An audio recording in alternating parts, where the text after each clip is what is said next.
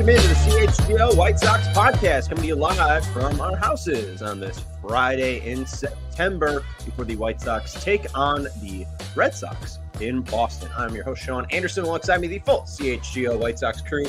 Usually he's not in the middle, but it's Vinnie Duber, our CHGO White Sox beat writer. You can read his work at AllCHGO.com. The man now in the middle is Herb Lawrence. Hello. Our CHGO White Sox community leader. You can follow him at Ecknerwall23. You can follow the show at CHGO_White Sox. Our producer today is Lawrence Benedetto. My camera was foggy because you were in a rush. Are you okay, Lawrence? Well, I don't know if you know what we've been doing for the last 3 months, but we have this thing called the Fast Channel now where we have to go on at the exact time. Yeah, I know. And we did. Yes. It's Friday. TGIF, baby. Where's the good vibes? I mean, okay, all right. Everyone seems tense today. The White Sox are going to be in a very brutal battle this weekend as they take on the Red Sox. The Red Sox are struggling at 500. The White Sox are 78 games under 500, 77 games under 500. That's a lot. Okay. All right. We're going to talk about that series coming up. I got interesting Davis Martin stuff I want to talk about. We got Garrett Crochet's possible last start. We'll talk to Vinny if we'll see the big lefty against Oakland next week at home. Then we will talk a little bit about some more movement in the front office. Bob Nightingale reported some more firings or dismissals, if we want to be a little bit more fair, of scouters or scouts. I did that again. Scouts. They've never been scouters. Scouters is not a word. It's scouting in the scouting department. I just need to watch Moneyball again. Anyways, gentlemen, are you excited for Beantown? You going to watch a game at all this weekend? I know I'm going to watch the Bears game on Sunday. I don't think I'm going to watch that Sunday game because we don't have a post game.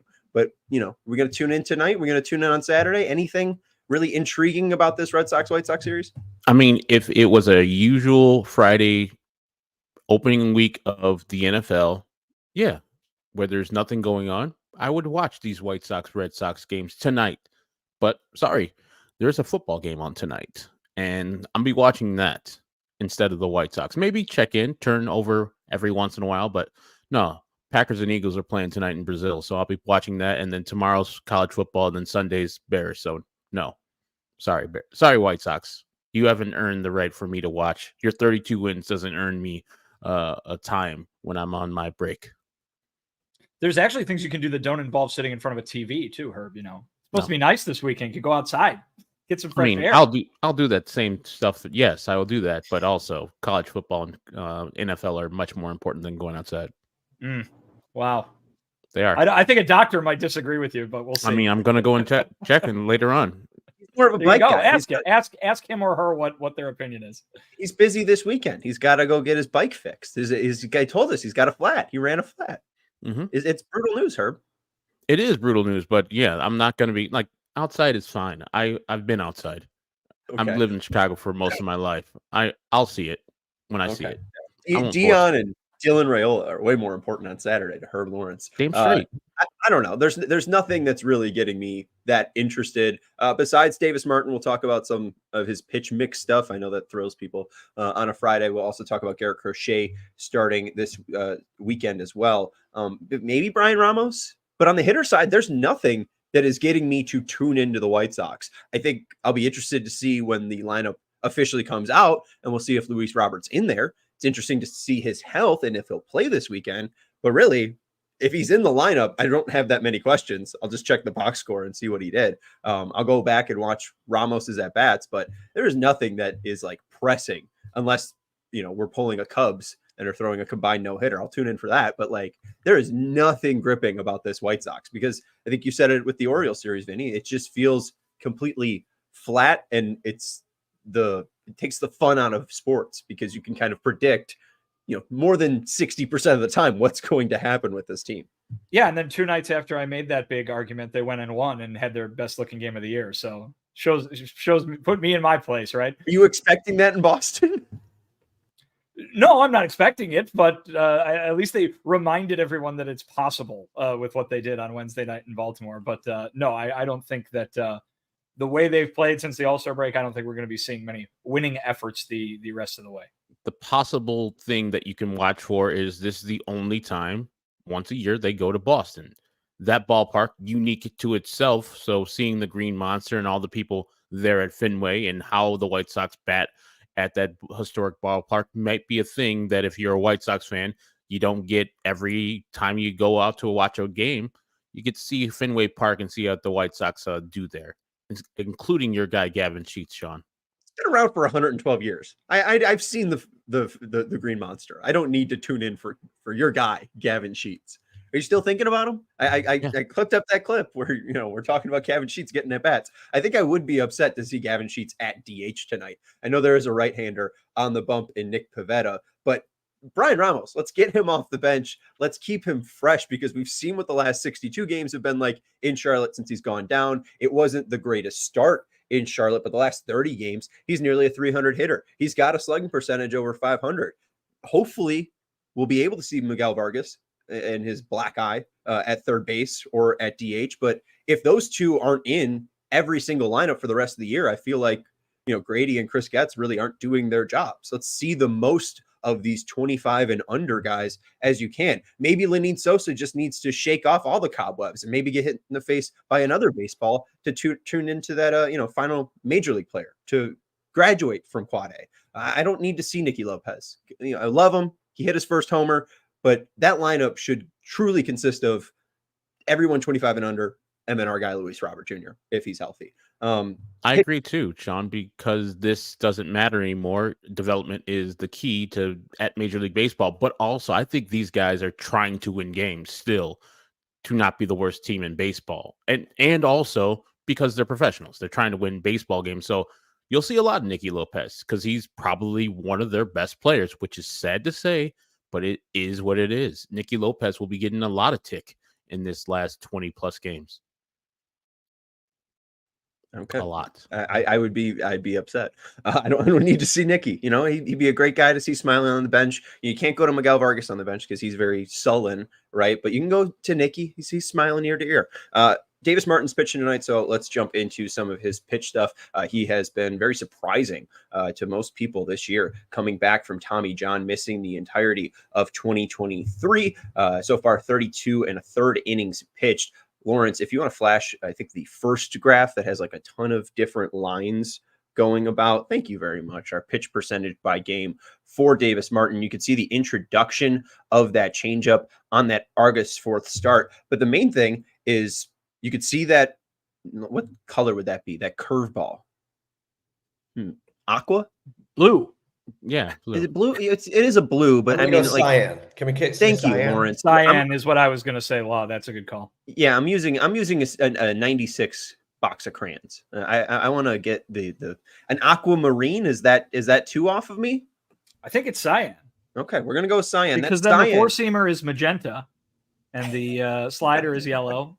Yeah, so you got everything on there. Cutter might be maroon. It's hard to tell. I would say the cutter's maroon. That four seamer is more of a true red. Obviously, the changeup's green. Anyways, we're using Roy G. Biv, I think, on this Davis Martin pitch percentage by game.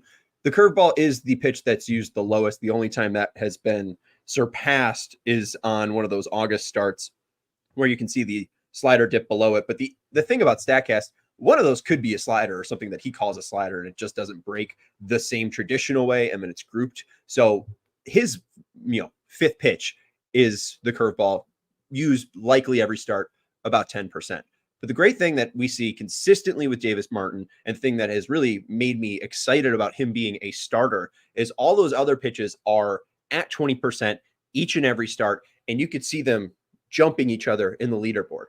You could see that curveball or that cutter used as a primary pitch. You could see that slider used as a primary pitch. You could see that four-seamer used as a primary pitch, and now that new discovered changeup that is like 4.9 inches on average greater in drop than an average MLB curveball changeup, and he's just kind of figured this out with Brian Bannister. Like, he's a very exciting pitcher and a true starting pitcher, because we saw length from him in 2022. We're seeing that length again as long as he's being effective in starts in 2024, and now he really has a mature, realized pitching arsenal. I think against this Boston team, I'd like to see more of a cutter changeup approach, and let's see what you can do against this primarily heavy lefty lineup with that cutter, because so far that's been his best graded pitch. And that changeup, I think, paired with something that is cutting in on lefties, is just going to trap completely off. And I think he'll have a pretty dominant start. I think this could be another eye-popping start for Davis Martin in the Fenway, So people should tune in maybe. I mean, maybe this is going to be a great 6 innings from Davis Martin. Hey, I mean, he gives quality effort every time he goes out, even though last time he get hit up a little bit. But I would be looking forward to Davis Martin in Fenway Park and facing a team while they're still 5.5 games out and there's only 20 games to go. Some might say that they're out of this wild card race, but also that wild card team is the Kansas City Royals, where they've lost their first baseman probably for the rest of the regular season, Vinny Pasquantino, with a broken thumb.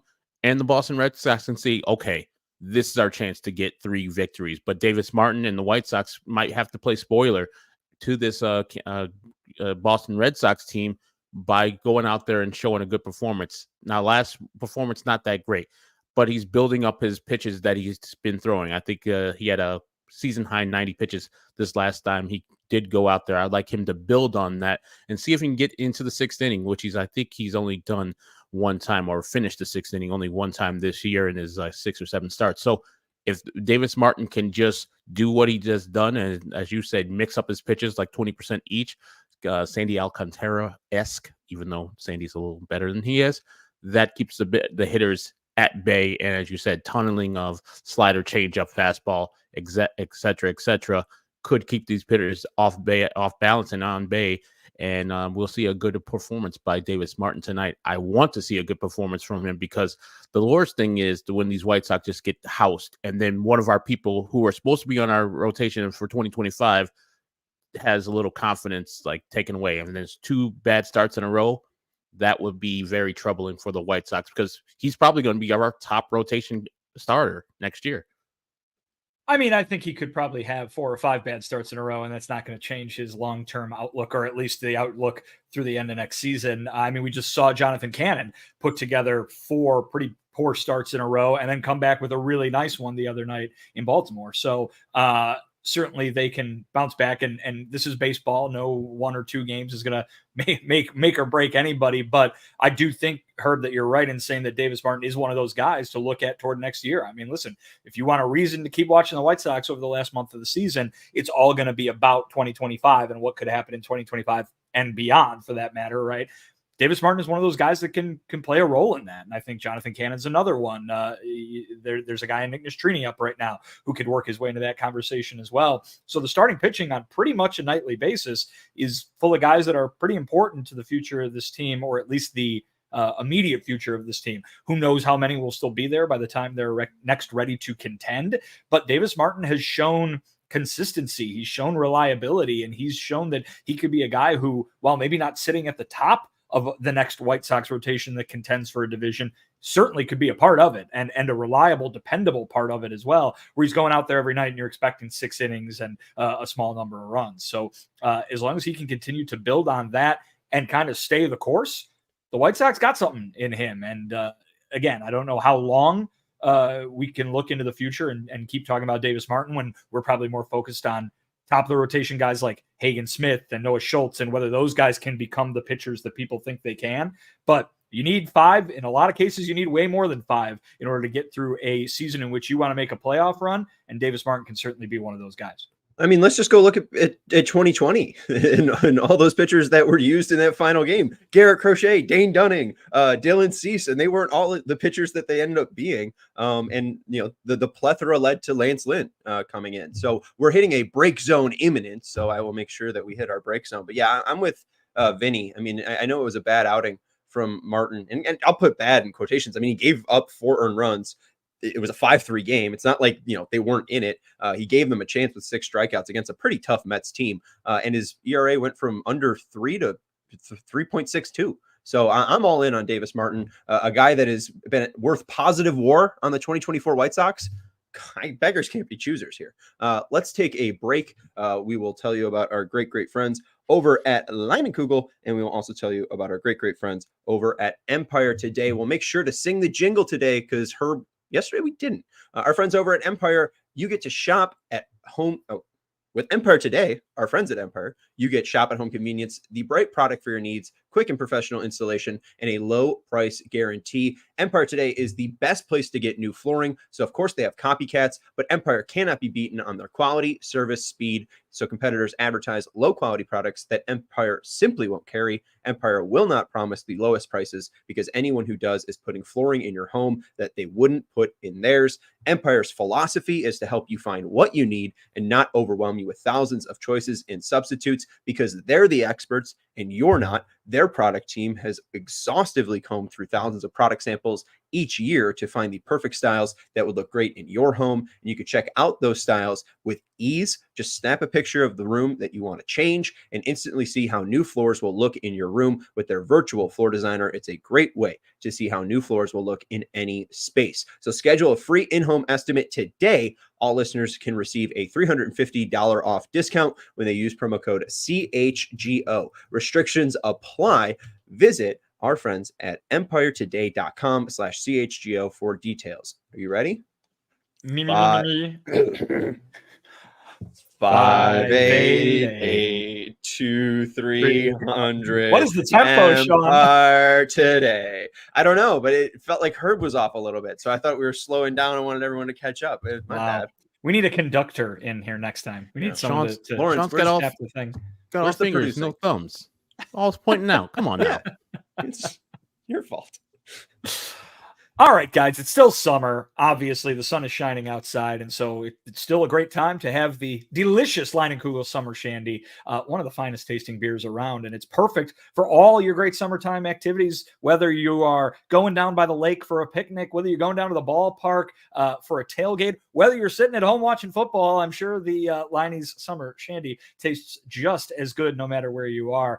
It's a wonderful combination of lemonade and beer, but guys, summer doesn't last forever as much as we might like it to. So you got to get ready for those other varieties of Leinenkugels as well. But don't worry, they're all good. You got the honey vice, you got the berry vice, you got the juicy peach or the grapefruit shandy. Maybe you got a lakeside cherry. Maybe you want a Leine's original that you can get up in Wisconsin. That's all very, very tasty. And you should spend your days sampling all the finest varieties they have to choose from. So flavor life's simple moments with Leinenkugels, the official craft beer of the Chicago White Sox. Go to Leine.com/CHGO to find delivery options near you. That's LEINE.com/CHGO, or pick up Leinenkugels pretty much anywhere they sell beer. Leinenkugels, flavor the moment, celebrate responsibly. The Jacob Leinenkugel Brewing Company, Chippewa Falls. Yes. Oh, my bad. Sorry, I was late on that one too. I could point the thumb at me. And hey, look at the picture you brought up, Lawrence. Our guy Luke, saying that he got the Oktoberfest. What is it? A Marzen? It's a Marzen. There's an umlaut over that A. Make sure you know that. How does that? How do you pronounce an umlaut? Marzen. Oh, that's it? Yeah. That sounds pretty English. I mean, think about Motley Crue. They've got an umlaut, and it's still Well, a U. I thought that was still just a U noise. I thought that was stylistic. I mean, the German people put it over the A because they speak German. And I take all of my language and pronunciation guidelines from Tommy Lee. So that's the way I'm doing it. He went to college, you know. I don't know anything about Motley Crue. Herb, do you remember the show Tommy Lee Goes to College? I don't. Oh yeah, but it was probably a a reality program. He went to the University of Nebraska. He was in the drum line. Get it? That was funny, right? I just remember the Nick Swartzen joke about inside. What's it? No, not inside the actor studio. What's the one about bands? Behind the music. Behind the music. Yeah. Like behind the music of of Motley Crue. It's like Nikki Sixx drank heroin out of a fire hose. Kevin Bryant gave us a super chat. Thank you, Kevin. $5 super chat. Besides Colson and Caro, do we have any position players for the future? Vaughn and Benny won't be on this steam. I believe our guy Kevin meant team after we are fully retooled. I will just pound my chest like George of the Jungle because George Wolko, I think, is a guy that's just very, very intriguing. I don't know if you could say he's there for the future. And even as we talked about yesterday, Colson might not be there for the future. There's some concerns around Montgomery. But George Wolko has been extremely exciting. And Jim Callis mentioned on the Future Sox podcast, I believe on Sunday, there's not a lot of 18-year-olds hitting double-digit home runs in advanced A or A ball. So you can look at the 140 strikeouts or whatever, and the 40% strikeout rate. But I think you just have to look at the feat of playing professional baseball as an 18-year-old hitting with power, and still walking a decent amount. Like, you got to take out the first 10 games of Wilco's sample, and you would really see a player that's developed and adapted to a major league level quickly. So I'll throw out Wilco. The fact that he's a teenager certainly means there's a long way to go. But I mean, listen, this is all about projection and all about who they have down there, right? So I think if you're making a lineup of the future, you're as good putting George Wilco in it as you are anybody else. And I mean, certainly don't count Montgomery out right now. He's still a top 40 prospect in baseball. And Edgar Caro has looked great. They've got another first round draft pick down there too, if everybody's going to just forget about Jacob Gonzalez. This is going to take a while, right? We keep talking about how this is a slow moving, long-term project. And so I don't think you can make definitive declarations about anybody down there one way or the other in the minor leagues. They are still in the phase of this where they are assembling talent, right? Where they're bringing it into the organization. And then it's on the development staff to turn them into something, but they got time. They don't have to be ready by next year. Jacob Gonzalez playing poorly down in the minor leagues. Well, let's talk about it in 2-3 years, right? Is George Wilco killing it in the minor leagues right now? Let's talk about it in 2-3 years. I mean, Colson Montgomery's having a bad year. Let's see a year from now where he is, and he might not even be at the major league level yet, but it might be a totally different story, again, one way or the other. So I think you got to take your time. Those are the three guys, though, Montgomery, Caro, and Wilco, probably, that you would look at on the position player side.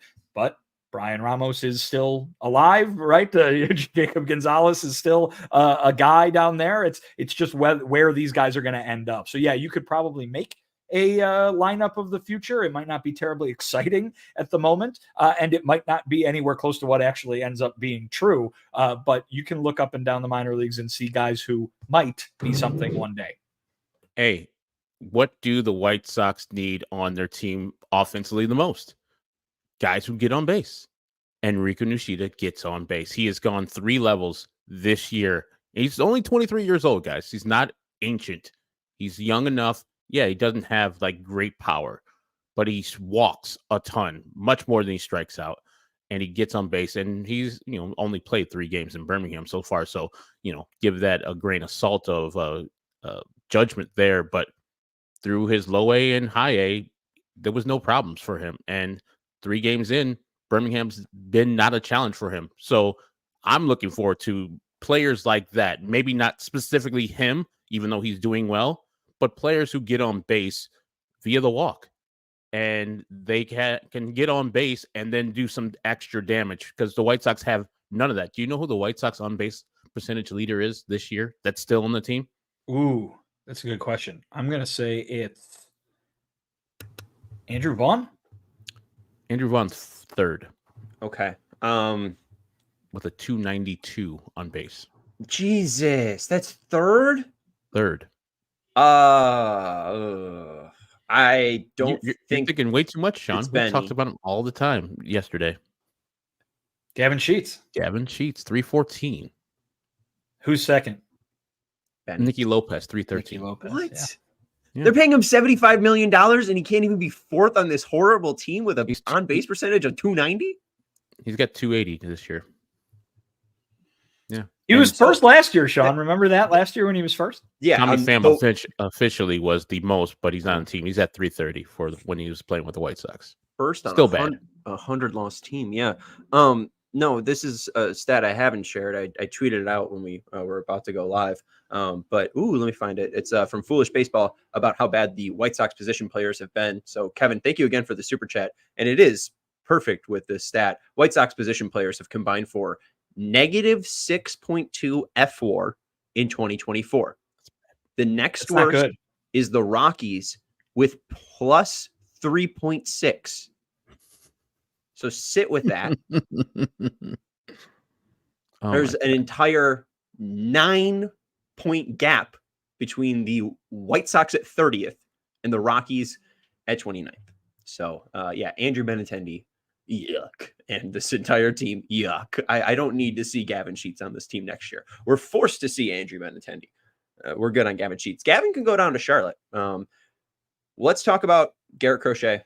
Our guy is going to be starting on Saturday. He is the headline of this podcast. Is this going to be his last start in 2024? according to ESPN and their probables, which I've always find fairly reliable, so I don't know if it's something that the media has sent Vinny, but the White Sox or ESPN has Garrett Crochet as a probable starter for the Friday, the September 13th start at home against Oakland. Do you see that as being feasible, or is this last start in Beantown on Saturday on a Fox broadcast for some reason his last, Vin?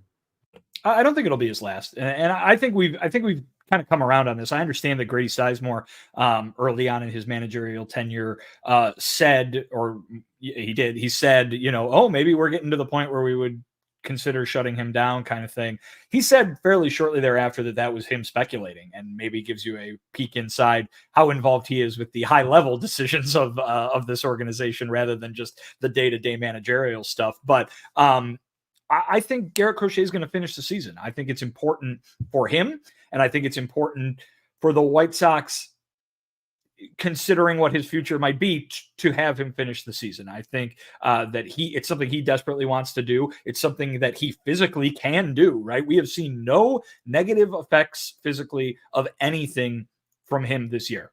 And that's remarkable because of the jump that he's made from being a relatively inexperienced reliever to an all-star level starter, who is now on pace to make more than 30 starts. I think that we've seen the strategy in action. He's going to throw 3-4 innings. That's it. And he's going to keep doing that. If he was going to be shut down at any point, they wouldn't have done that. They would have let him pitch like a regular pitcher to the point where, okay, now you're done. You know what I mean? And I think, though, that they and he specifically have prioritized the 5-day routine, making it through the end of the season and pitching late in the year. They've made that the priority. And so the action has been to dial back each individual outing from 6-7 innings to 3 or 4 innings. And that's what I think we're going to see. And I think you might even continue to see that number. Time we get to the last week of the season, he's only throwing 2 innings out there, and he's just a glorified opener, right? But the idea that he can finish the season, that he can put to bed all of the questions about can he last through an entire year, that is important. And it's certainly important for him and his individual growth. You've seen a guy who is very cognizant and thinking about his future when he talked about the contract at the trade deadline. And you've seen a team that wants to allow him to succeed in this, basically what was an experiment back in spring training, right? It has worked wonders, and he has been great. The results have been great. And now the results part isn't going to look as good because the inning isn't going to be as high by the end of the year. When you look back in 5 years and you're like, oh, how did this guy make the All-Star team? And he only threw in this season. But right now, whether he's on this team for the long run or they trade him this offseason, as is the expectation, they have proven, and he has proven, that he can be that guy that can be relied on from April all the way through to the end of September. And there's no further work probably that needs to be done come 2025 to make sure that he is preserved and that they're looking out for the best interest in him. They did that this year, and now they can either reap the rewards in the form of Garrett Crochet being a top of the rotation starting pitcher for them, or Garrett Crochet getting a trade return that a top of the rotation starting pitcher demands. And White Sox Tom says Pirates haven't shut down Skeens yet, so it's apples to oranges. Paul Skeens is a starter, been a starter at LSU, continued that in the minor leagues last year and earlier this year. He's used to the workload. As Vinny said, this is an experiment for the White Sox. He pitched 12 innings last year in the minor leagues coming off of Tommy John surgery. And so for him to jump from just 12 innings last year to over 130 this year, I think he's at 128 now. And if he finishes what he typically does, 3 or 4 innings tomorrow on Beantown, he'll be over 130 innings. It's an experiment. Like, I know that we're getting the Ronaldo Lopez's and the Christopher Sanchez's and the Seth Lugo comparisons, but those people were either starters in their earlier career or had enough of an innings base where you could like, okay, I can turn him into a starter. Garrett Crochet, this is a one of one. You can't really compare him to other pitchers that are doing similar things to him. So I would just run him out like the White Sox have every 5th day. If he's showing no discomfort, showing no pain, and he's not that much of a different pitcher than he was as a typical starter, then keep on sending him out there every 5th day, because you're getting all the muscle memory, the what to do every 5th day and you're not the shutting him down. I don't know what it helps you do except for avoid injury. But if you're scared of injury, I think you're doing this all wrong by default. So I think the White Sox should send him out there versus teams like the Boston Red Sox, who probably going to send a bunch of lefties versus him and see how he does versus a team that is desperate and wants to win. And so I'll love to see Garrett pitch that Friday start. You're talking about next week in Chicago versus Oakland, and then finish the year off with his regular 32 starts. And then you can look at it and say, okay, he pitched over 150 innings. How did it work out? How did everything feel? How does he feel now? And then, as Vinny says, if he's going to be traded, teams can know that, yes, he didn't get the number of innings necessarily that a regular 32 starts would bring a starter, but he's in the muscle memory. He has it down. We just did it for his own protection. So, because this is a real new thing, and you guys have to understand that we're doing this for saving him. And then if you're going to try to pick him up, he'll be fresh and ready to go next year and ready for your 32 starts and have more extended outings than the 2 or 3 or 4 innings that he's been pitching as of late. It is time to take a break. We will let you know about our pals over at ZBiotics, and we'll tell you about how you can level up your fandom with the CHGO Diehard program. But let's let you know about ZBiotics. If you are going to be having a weekend that is going to involve drinks, make sure you check out ZBiotics pre-alcohol. After a night of drinks, we don't bounce back like the next day. Well, wait, how old are you guys? You guys are older than me. 45. I bounce back fine. All right, hey, also I don't drink. But that's why you're fine. That's why you're fine. Most of the time I'm fine. But I've heard about stories of people who don't bounce back like they used to, and you'll have to make a choice. You people at home, you could either have a great night with drinks or have a great next day. That is until you found out about ZBiotics pre-alcohol. It is the surefire way to wake up feeling fresh after a night of drinking with ZBiotics pre-alcohol. How it works: when you drink, alcohol gets converted into a toxic byproduct in the gut. It's this byproduct, not dehydration, that is to blame for your rough next day. Pre-alcohol produces an enzyme to break this byproduct down. And just remember to make sure ZBiotics is your first drink of the night, then drink responsibly, and you'll feel your best tomorrow. So go check out zbiotics.com/CHGOSOX to get 15% off your first order when you use code CHGOSOX at checkout. Pre-alcohol is backed with 100% money back guarantee. So if you're unsatisfied for any reason, they'll refund your money, no questions asked. So remember to head to zbiotics.com/CHGOSOX and use code CHGOSOX at checkout for 15% off. Thank you to ZBiotics for sponsoring this episode. And CHGO Diehard program is an awesome thing for you to do. I think it pays for itself pretty much immediately, because what you pay, you pretty much get a shirt off the top. You do, not pretty much. You get a free t-shirt, the one like I'm wearing right now, the CHGO Bears style shirt. And that's immediately. You get 20% off of all future merch after that, and 20% off of our events. Big event that's happening this weekend is our Bears tailgate. Like, we're having tailgates for every one of the home games that the Bears have this year. So you get 20% off of that. We got beer. We got Firehouse barbecue coming each Firewater. week. Firewater, my bad. Sorry. Firewater Okay. barbecue coming each week to our tailgate. So if you want to level up your fandom, become a CHGO diehard, because you get the 20% off of events, 20% off of merch.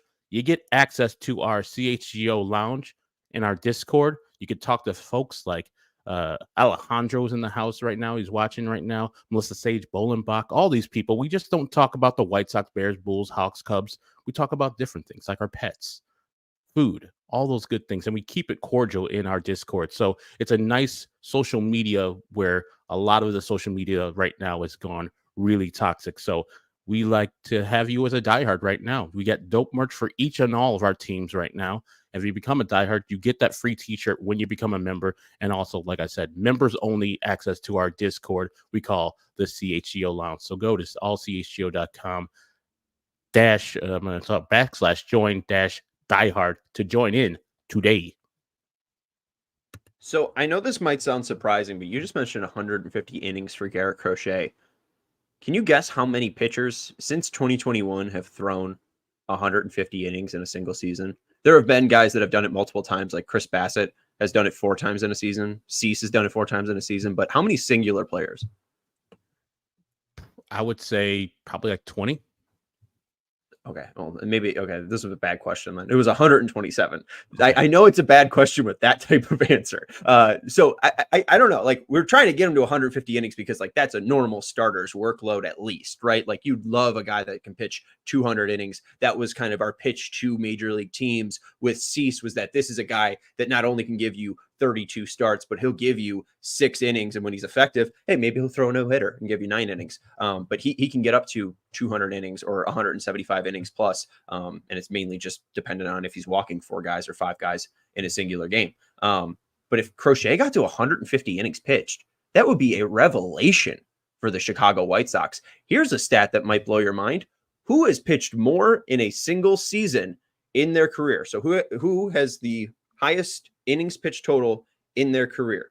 Garrett Crochet or Michael Kopech? Single season or all time? Single season. Career. One single season.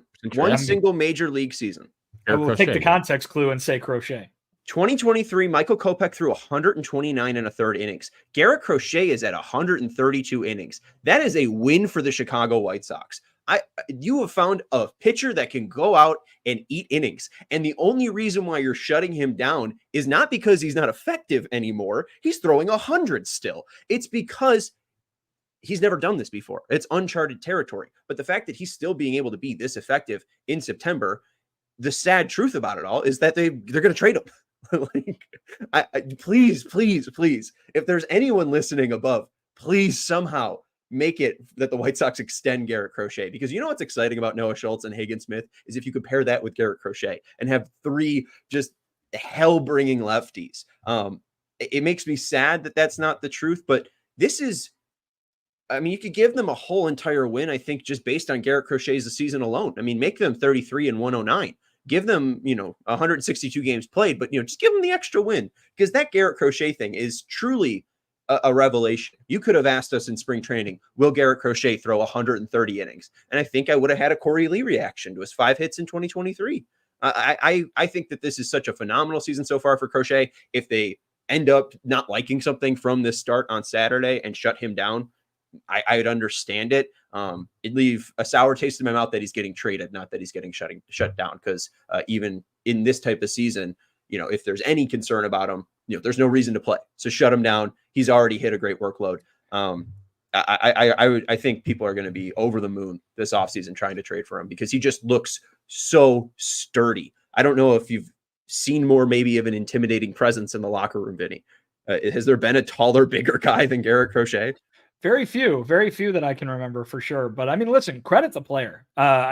The White Sox, they did a good job with him. Katz has been working well with them all year. The strength and conditioning has been obviously very focused on him in a way that in a different way than they are with other players, because of everything that goes with Garrett Crochet. But my God, if he didn't go to Chris Getz and tell him in the offseason how badly he wanted to be a starting pitcher, if he wasn't so gung-ho about getting into the rotation and living out the major league dream and the major league future that he had always thought for himself, he'd still be in the bullpen. He might be a really good closer. I'm not saying he wouldn't be a good pitcher, but he'd probably still be in the bullpen if it was just peep from him or mum from him, and it was up to the White Sox to figure out what to do with him. So credit the hell out of Garrett Crochet for doing this. He deserves all the pats on the back that you can possibly muster for not only having the talent and the ability to go out and dominate like this all year, but to know that he had that in him. I mean, the confidence that he has exuded all season long has not been of the just give me a chance and I can do it variety. It's I'm going to do this variety. I know I'm going to do this. Like, people keep asking him, at certain intervals, are you surprised with how good you've been this season? Are you surprised that you've been able to do this as well as you had? And he keeps going, no. Like, it's matter of fact to him. It was a predetermined thing in his mind that he was going to be able to be successful in this role. And boy, has he been. So give him all the credit in the world for not just the physical ability but the mental side of things to go out there and do it the way he has. And Sean, just to play the other side, think about the White Sox and why they would be thinking about trading Garrett Crochet. You read a tweet about them having the worst F-WAR, and it's a negative F-WAR, 9 points lower than the next worst team. They're like, okay, we did this with Garrett Crochet on our team. I know that he doesn't count towards that, but we need to improve that F-WAR number to get up higher. And so how do we do that? We trade good players on our team to get more of a rounded team. But I know that that sounds terrible because Garrett Crochet is the top of the rotation pitcher right now, and you have that at home currently. And so why would you trade that away? They need more better players because all the rest behind him is just trash. It's not good. And so, yes, they put themselves in this situation, and it's not an enviable position that they put themselves into, but it's the reality. And they need to do team building now. And if they don't trade Garrett Crochet, next year is going to be similar to what this year is because the talent level didn't increase. The players on the field didn't get better. And so the easiest way to do that is to trade a player like Garrett Crochet to get back better players and maybe lift that F-WAR a little bit more. And yeah, they have replacements for Garrett Crochet with other lefties in the starting rotation, like you just talked about with Hagen Smith and maybe Kai Bush, and then also Noah Schultz. So they have people that can technically do the job, but maybe not do the job as well as he has. I mean, the best player traded at the trade deadline was Miguel Vargas, and we've seen how that has played out. I mean, there was not a single top 100 prospect in Baseball America that was dealt. And maybe that Vargas thing is wrong, but I'm just saying he was once a top 100 prospect. Herb, I can give you 43 million ways that they could improve their team next year. They are going to be 27th in payroll. The MLB average next year is 108, and that's without people spending. The average is probably going to be more around 115, 120 million. They could spend more money, except they're throwing a nice little boat party. Hey, Vinny, did you get invited to Reality Midwest's boat party? I'm guessing you're referring to Realty Midwest, but no, I did not. I don't get invited to boat parties. I'm not highfalutin enough to get invited to a boat party. As we've seen from Mike Lorber over at NBC Sky 5, the great pictures of the 78 that has now been sodded and has grass, and they are pretty much pulling the Kevin Costner. If you build it, they will come, especially if you invite them on a boat with booze and alcohol to talk about your nice 78 project. Maybe there'll be no stadium. Maybe they'll just play in a sandlot in South Loop. That's kind of a fun throwback, right? That's the best way to get the view. You always hear about like the 1800s, when they started playing baseball and the Cubs were playing in some field over there and they just had to put like string up to make sure that like fans didn't run out into the game. That'd be a nice throwback for the 125th season of the White Sox. Come on. We're on to something here. We have heard the horror stories about people getting lined in the face with baseball. So maybe they need the nets, but I'm with you. Get the Top Golf nets and let's do this. And I'm especially too, we saw Cleveland just take off the whole top of their ballpark and their home run percentage, even though they have little guys, went up by 20%. Imagine the winds at the back of those hitters. I mean, those will sail to the Hancock building way past the Sears. I mean, this is going to be like supercharged. That's the way you don't need to spend $43 million. Just spend, $200 million and have the tax people pay for the rest and get a nice new stadium. But yeah, I looking back at the Sale thing, I wouldn't trade them. And you got two amazing prospects in Moncada and Kopech. And I know that they want more of a focus on hitters, but like what teams will be willing to give you two top 20 prospects, two top 20 position players in baseball? I mean, the best that you could probably get is a top 30 and a top 100. And then, two players you really, really like in that organization. I don't think it's worth it. You have a player who's $25 million who looks to be outstanding. I literally feel like it's the Garrett Crochet thing or the Carlos Rodon thing all over again. We have 2021 for Carlos Rodon. I have Carlos Rodon and Garrett Crochet pulled up side to side on Baseball Reference, just because they have that nice versus finder. So this is Rodon's 2021 and Crochet's 2024. Rodon had more B-WAR, 5.1 compared to Crochet's 3.8. Crochet has started more games, 28 to 24. They're at pretty much the same exact innings pitched, 132.2 for Rodon, 132 for Crochet. He'll surpass that on Saturday. The win-loss record is irrelevant because Crochet was playing on an AL Central champion, but the ERA 237 for Rodon compared to 361 for Crochet, ERA plus 185 for Rodon, 116 for Crochet. Again, Rodon has had several years before this where he was a starter, has pitched 165 innings in a season. This is Crochet's first time doing this. And with that said, Crochet struck out more guys so far, 188 to 185. His K percentage, 34.9 to 34.6. The walks are less as well, 31 to Rodon's 36. They're both all-stars. I mean, I understand that the earned runs is more, but Rodon also had a better team behind him, so I wonder what the FIPS are compared. And we've talked about how impressive Crochet has looked, how he was throwing 100 in his last outing out. He did have that rest with the 4 pitches that he threw to the Rangers and then being shut down, but we saw how Rodon looked against the Astros. That was not the same Rodon throughout that regular season in 2021. So I think that this player is so talented. We saw the Yankees be a real team and give Carlos Rodon, $125 million for 6 years. I don't understand the idea of not keeping homegrown talent within your team. If you are serious about winning, if you're so sick of losing 100 plus games, then sign a guy that's worth 5 WAR already. He's 25. He's going to be good when he's 35.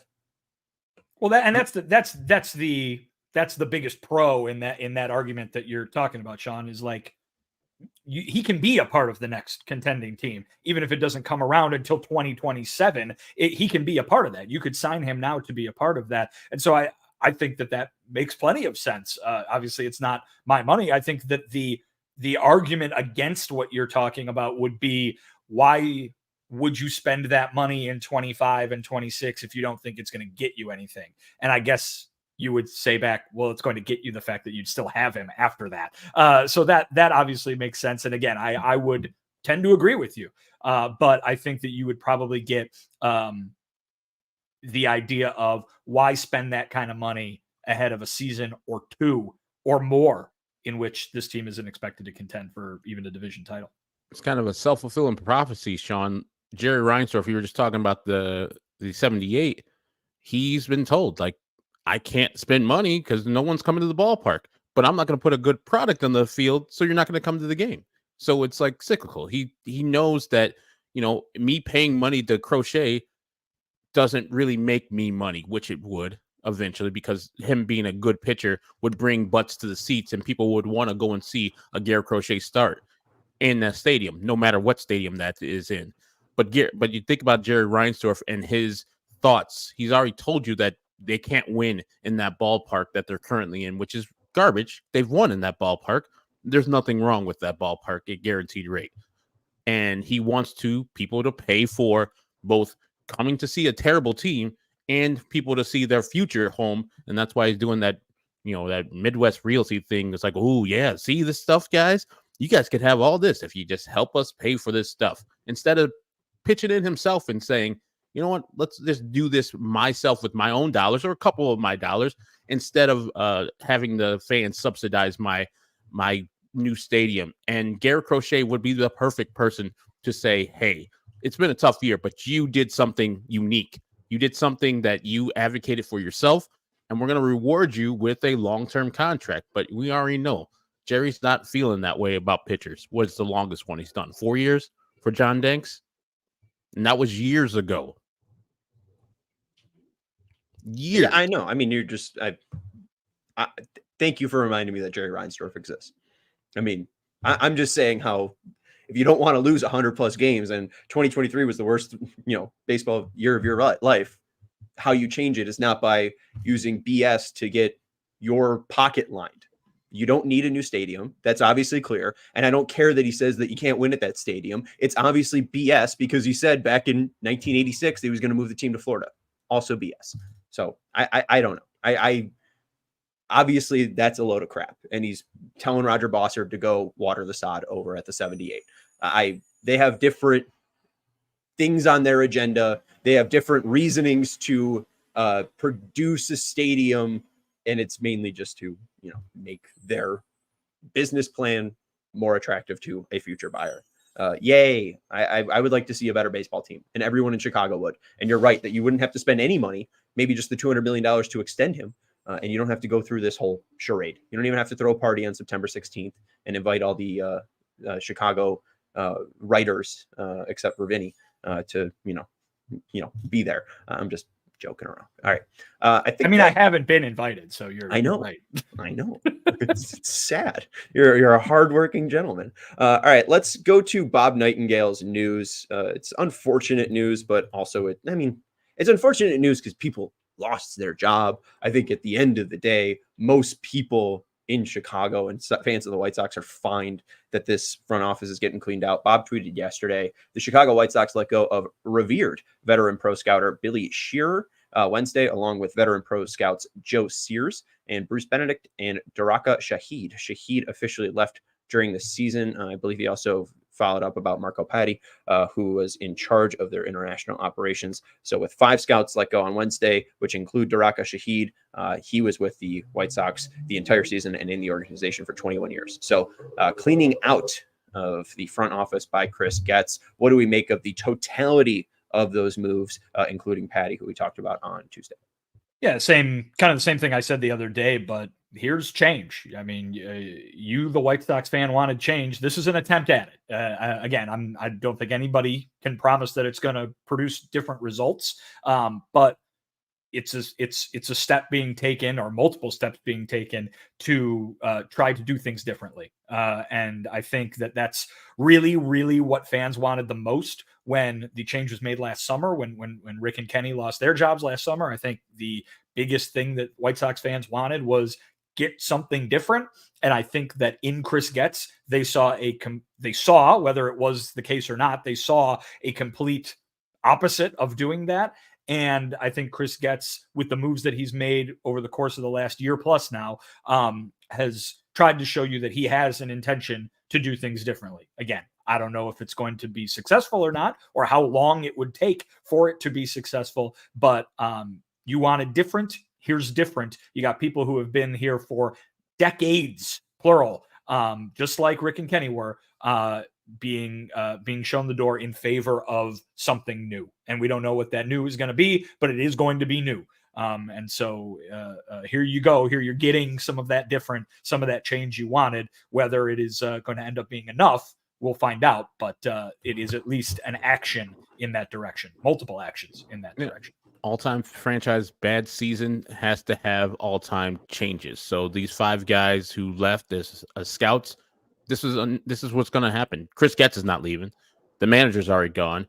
I expect some more will probably be purged by the offseason, when the offseason starts too. So yeah, I think that it's necessary. If you just kept everybody or most of the people from a historically bad season, I would wonder what you're doing out there. And I know Chris is not going anywhere. And, some people, I myself, have said that maybe he should, but he's not. He's got a great job. 30 people have the job that he has. He's not leaving. And so he's just like, I'm going to get rid of some of the people I think that have contributed to this and try to get a fresher outlook. As Vinny said, something new, not the old White Sox that we're used to. Absolutely. Sorry, I got distracted by looking at Chris Sale's stats. Did you know he's 35? Weird. You could extend him for 10 older years. Than me, old man. Yeah. Hey, but you know what? He's going to do, that old man, that impressive 35-year-old who's near the end of his life. You know what he's going to do? He's going to win the Cy Young at 35 years old. So, and he's going to watch the playoffs just like we are from the couch. Are the Braves missing the playoffs? No, they're in the playoffs right now, but they're getting caught. The Metropolitans are right on their ace. Oh. I see. You know what? That's the thing. That's the funny thing about being a White Sox fan in 2024 is I kind of forgot that playoffs are happening. There's no way I'm going to be watching the 2024 playoffs. I do not care about baseball after this. After this regular season, I cannot watch baseball. I cannot watch people revel in their team having success. I wish them all well, especially with the Yankees looking threatening. No, I'm good. I don't need to see the playoffs. Wash your brain of bad baseball and get reminded that baseball can be beautiful and good by watching the and then you playoffs. Talk about Jerry Reinsdorf, and then I black out and dissociate. I apologize. You're fine. I'm just saying. Like we'll talk about the playoffs. We'll reset after this weekend. We'll watch some Caleb Williams football. We'll be refreshed in Caleb Williams water, and we'll hit this with a brave face on Monday. That's going to wrap it up for the CHGO White Sox podcast. Anything else we want to mention before we take off 2 days here? No typical post-game show on Sunday. It's going to be Bears on Sunday. So we'll be back on Monday for an off day show. No, they're they're playing next. It's like the Monday after is the one off, right? I think. So they're going to be at home. We'll be there for a post game show. What would you mouth on mute? I said maybe not. I think they're playing in Anaheim that Monday also. Oh, yeah. Gotcha.